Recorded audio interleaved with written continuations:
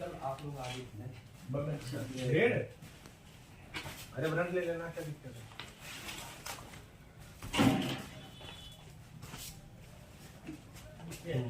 हाँ, ये अगर बहुत तेज की तो ब्रंड ले लेना। ये मेहंदी होनी जी। अच्छा, तो थोड़ा सा भी मिल सर यहाँ। लो जी, ले चलो नीचे रखो भी। नीचे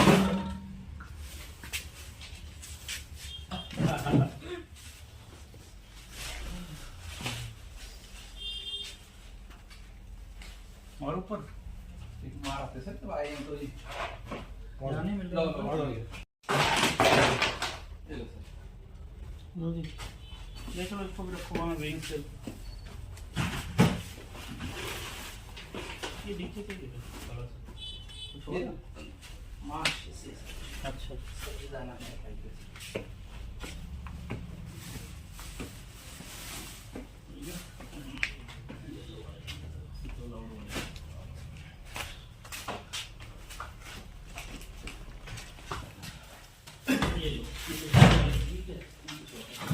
कटलरी है यहाँ पे।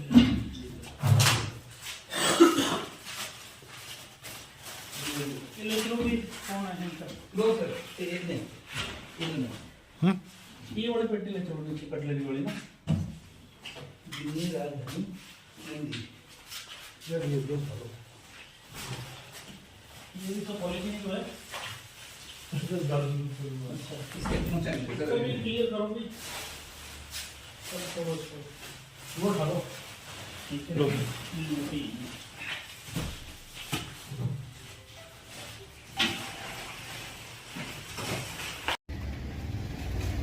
बिल्डिंग के साथ लगे पर बिल्डिंग में बाहर ही कुछ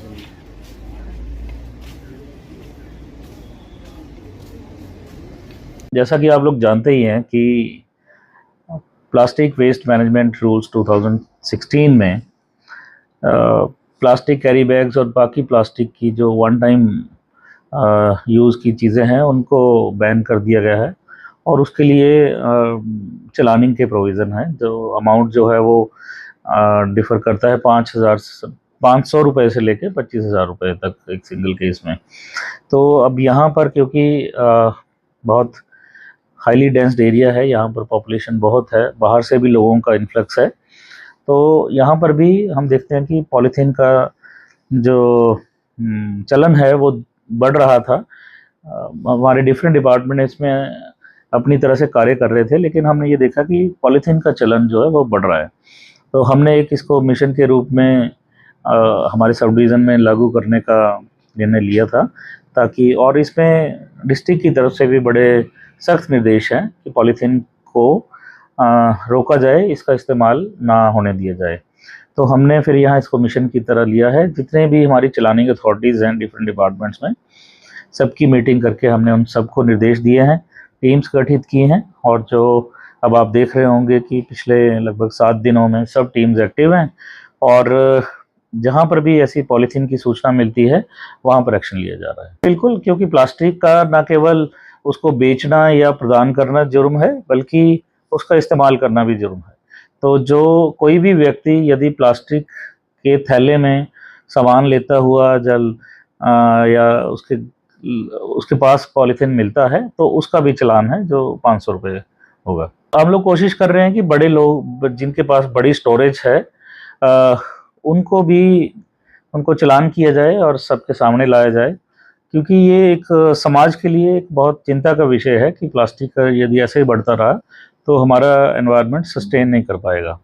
तो अब मुझे लगता नहीं कि वो किसी का नाम लेना उचित है, लेकिन बड़े जिनके पास अच्छी क्वांटिटी मिली है वो लोग भी चलाने के दायरे में आ रहे हैं। और हमारी कोशिश है पुलिस के साथ मिलके कि ऐसी सूचनाएं उपलब्ध हों हमें और हम उन पे एक्शन लें। जब हमने शुरू किया था तो फेसबुक पे या कई लोगों से हमें फीडबैक आता है कि पहले उन लोगों को पकड़ा जाए जहां पर ये मैन्युफैक्चर किए जा रहे हैं। तो मैं तो यही कहूँगा कि मेरी जानकारी में तो ऐसा कोई भी कारखाना या फैक्ट्री नालागढ़ सब डिवीज़न में नहीं है जहां पर ये बनाए जाते हैं, नहीं तो हम अवश्य ही उन पर ही कार्रवाई करते।